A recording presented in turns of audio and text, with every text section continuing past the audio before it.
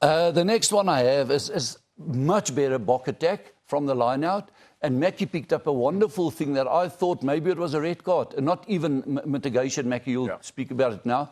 The line out is good. Great passing this time around. See us carrying it over the gain line. The line out started that side of the 10-yard line. Now, guys, for me, all the officials, I missed it, Mackie, when we went through the clips. You picked it up. So I thought we'll go back to that one now. But let's talk about this one first. This little guy is a little fox terrier. He doesn't give any fights. Look at Moody helping there, guys. That is so good in his first game. Willemse reacts, coming in at 10. And now this is still my concern. How many Australian defence guru Mackie on this side? How many Boks on that side? They're not deep. Just pin and pass, and man, you scored another try under the sticks there. And we spoke about it last week. Whenever defence coach, do you want your team to be behind one another on defence there? Nick, you'll never find Owen a better attacking chance than that in your whole life. We showed it yesterday. It's exactly. Did you guys show it as well? Okay, I missed it's exactly when it gets charged. Willie's kick gets charged down. But you know, those are the opportunities that I thought in the first half, had we taken, we could have put 20 points, 24, 5 points on them in the one half. Absolutely. And if we go back to the discussion you guys had last week, you know, because I listened and with the 50-22 versus the ball in hand approach. I think in that situation there, that should have been a better ball in hand approach, because we would have gained proper momentum on the outside. Defense had to work hard to set, and then we could have gone back to the other side again. I think you've been kind. We should have scored. No momentum there. No. Look, there we should have scored there. No, well, in the second half, we scored from a very similar situation when we just used short passes to a guy that's right next to us, and took out the defenders. And there were more defenders in the try in the second half than there were in that situation. Willie, for some reason, wanted to play in the corner. He kept on telling the kickers, kick it into the corner. But we said last week, when an opportunity presents itself, you have to take that opportunity. So we look at that. Is it an individual error? Were they chasing a game plan?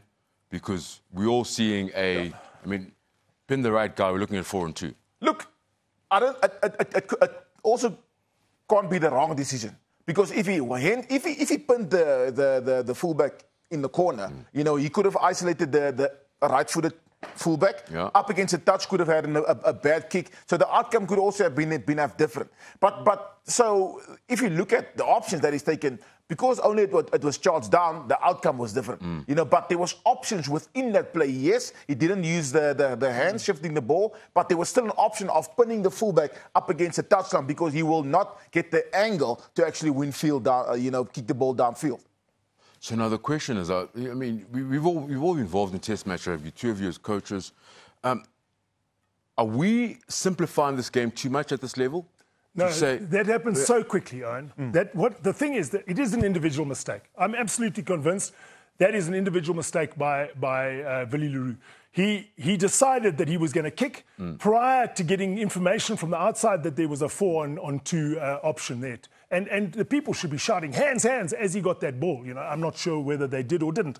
But first of all, his execution of the kick was really poor. Secondly, he didn't see the space on the outside. So it was Willie's problem. But it happens so quickly. The thing is that at this level, and Swys, I'm sure, will agree, what makes a player that marginally better than another one is his ability to take the right decision and execute it correctly. And if you're consistent in that, then you're going to be a guy who'll play a number of test matches. So I'm asking this question because you said they could have gained momentum. And I'm saying, he could have scored. And then I look at it again. So are we simplifying it? Because here's a guy, 70-odd test matches, boom, he's having a kick. We're saying he should have ran. I look at the space. Was the cover going to get there at this level? So that's the reason I'm asking Swys. What do you reckon? I'll tell you what happens in a week. We just came from a loss. So the mindset was, and the senior players come together, the spine with the coaches, and they look at the video material, and they decide, guys, we got to play down there. Okay. So that becomes almost the thinking, we got to play down there. And the term they use there is isolate, meaning if there's one guy at the back and we 4 chasers, kick on him, we'll pressure him, because they want to apply the fourth principle of pressure the whole time. But if you look at that launch, we used to call that launch the Rhino launch, where you've got the hooker and the flank, Franco Mostert. By the way, he had a bloody good game. If you leave them wide there, I know the thinking is, if we take it once, twice, come back and leave, you can see Malcolm was right on the edge, and Swys was there with Mapimpi, Franco Mostert. So when those three guys are there, the thinking is it's on, because I don't want the guys to be typical chasers. I want centres, fast guys to kill space on the kick. When they're there, you want to attack them. Even if you win the ball wide there, then it's too strong loose forwards, man. To get the ball back, and there you go again. So for me, it's a bit of both. Yeah. I think Willie had in his mind, I'm a leader. There's no Pollard. We did say, let's play down there. Let's execute the way Jock wants it. But yes, guys, man, hey, man, it was, hey, Skyfall, move him, some magic there. That's why I say can we 50-10 was a better result, of 58. Can we come back to what you picked up? Because that head clash should probably have been a yellow, or if not a red card. Or even a red. And I'll tell you what, and yes, Pasami went off with a concussion. But for me, again, that is such an inconsistent, law that's being applied. Because if let's say that was played on the big screen over and over again, then only the ref would have taken, action. But I mean, that's a yellow card minimum if we apply the law correctly. Because yes, the defender always gets punished, but in this case, that was head on head. And how they missed that for me was actually just hilarious, because I sat and I looked at it and I looked at it, but okay, so why are you going off the field for concussion, but you can't point out the fact that it actually went with his head? Yeah, you see that situation, the referee would have said, was there head contact? Yes. Was it with force? Yes. Was there mitigating circumstances? No. Yes, because Sia lowered his level. Oh, did he? He lowered his level. Sia goes in. Go and play it again if you like. But Sia is lowering his level, and I think the referee would have said yellow card. Okay, that's fair. Yeah, yellow. Because it's a red if the player hasn't the tackler, and what has to happen is the tackler has to bend at the waist.